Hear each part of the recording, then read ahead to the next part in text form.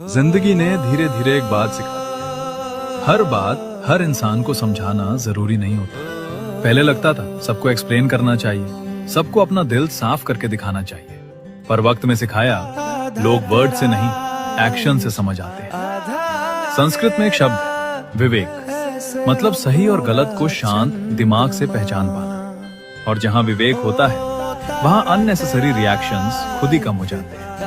इसलिए अब ना हर बात का जवाब देता हूँ, न हर इंसान को अपना समझता हूँ। बस ऑब्जर्व करता हूँ, सीखता हूँ और फिर अपनी बाउंड्रीज बना लेता हूँ। क्योंकि मैच्योरिटी का मतलब सिर्फ समझदार होना नहीं, कभी कभी खुद को बचाना भी होता है।